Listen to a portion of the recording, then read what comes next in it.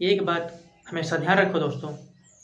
किसी ने कहा है, कर्म तेरे अच्छे हैं तो किस्मत तेरी दासी है, मन तेरा साफ है तो मन में ही मथुरा और काशी है।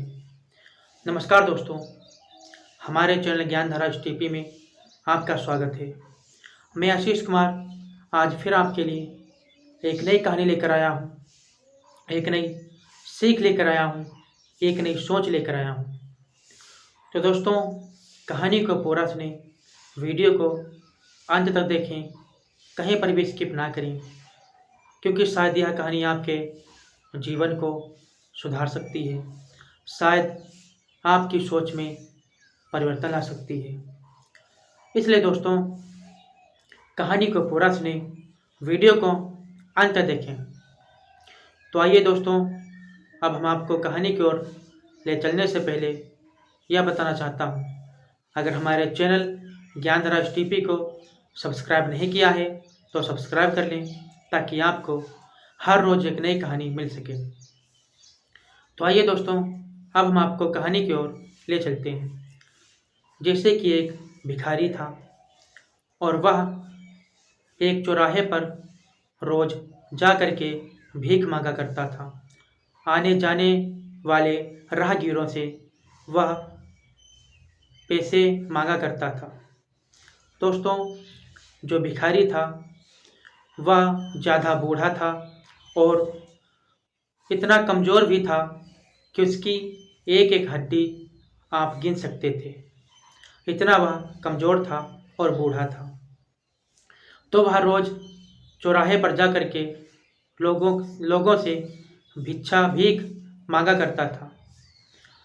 उसी चौराहे से होकर एक व्यक्ति रोज़ गुजरता था और उस भिखारी को देख करके अपने मन में यह सोचता था कि यह अगर भीख से ज़्यादा अगर ईश्वर से प्रार्थना करे कि प्रार्थना में अपनी यह मौत मांगे तो शायद इसका ज़्यादा भला होगा। होता क्या है दोस्तों, वह भिखारी आता, रोज़ चौराहे पर बैठ करके भीख मांगता और वह व्यक्ति उसी चौराहे से रोज़ गुजरता और उसके बारे में यही सोचता कि यह भीख मांगता है, भगवान से अपनी मौत क्यों नहीं मांगता, जो कि इसका ज़्यादा कल्याण होगा। होता क्या है, वह एक दिन व्यक्ति गुजरता होता है रास्ते से, उसी चौराहे से, और उस भिखारी के पास वह व्यक्ति जाता है और उस भिखारी से कहता है कि बाबा, आपकी कितनी उम्र होगी। तो वह भिखारी बताता है कि हमारी उम्र कम से कम 90 के आसपास होगी। तो वह व्यक्ति कहता है, तुम यहाँ आकर के रोज़ भीख मांगते हो, लेकिन भीख से ज़्यादा हमको लगता है अगर आप भगवान से अपनी मौत मांगे तो शायद आपका ज़्यादा कल्याण होगा। तो वह भिखारी हंसा और उस व्यक्ति से बोला कि अरे भैया, हम जब चारपाई से सुबह उठते हैं तो सबसे पहले प्रार्थना करते हैं भगवान से कि हे भगवान, हमें मौत दे दे।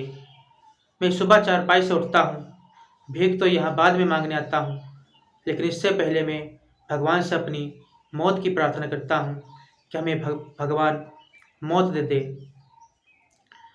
लेकिन भिखारी बोला, लेकिन यह भगवान की ही मर्जी है, जो मैं जीवित हूँ उस ईश्वर ने इसलिए हमें जीवित रखा है कि हमारे कोई बुरे कर्म होंगे, इसलिए मैं आज इस परिस्थिति पर हूँ, इसलिए आज मैं इतना कमज़ोर हूँ, आज मैं भिखारी बना हूँ, इसलिए आज मैं बुरे कर्मों का भोग रहा हूँ, ताकि यह संसार हमें देखकर सुधर सके कि हमने भी कोई बुरे कर्म किए होंगे, इसीलिए आज हमें इसका परिणाम मिल रहा है। इसलिए भगवान की ही मर्जी है कि मैं आज जीवित हूँ, ताकि हमें दूसरे लोग देख करके सुधर सकें। तो वह व्यक्ति उस भिखारी की बात समझ गया और उसको पैसे दे दिए अपनी जेब से निकाल करके, और वह व्यक्ति वहाँ से चला गया। तो दोस्तों, यह ओशो की कहानी थी और ओशो की कहानी यह बताती है कि जो लोग इस संसार में अपना भोग रहे हैं, आपने देखा होगा कोई 10 महीने चारपाई पर पड़ा रहता है, कोई 8 महीने चारपाई पर पड़ा रहता है, तो उनके कोई बुरे कर्म होंगे। और दोस्तों, उनको देख करके हमें अपने कर्मों में सुधार लानी चाहिए। उस भिखारी को ईश्वर ने इसलिए जीवित रखा ताकि उसको देख करके लोग सुधर सकें। तो ओशो की यह कहानी हमें बहुत अच्छी सीख देती है कि जो भी संसार में अपना भोग रहे हैं, उनको देख करके हमें अपने कर्मों में सुधार लानी चाहिए। और दोस्तों, एक बात ये भी ध्यान रखें, रामायण भी कहती है, सकल पदार्थ है जग माही, कर्महीन नर पावत नाही। इसलिए दोस्तों, अच्छे कर्मों से ही सब कुछ प्राप्त किया जा सकता है। मैं आशा करता हूँ आपको यह कहानी अच्छी लगी होगी और मैं अगली वीडियो में मिलता हूँ एक नई कहानी के साथ।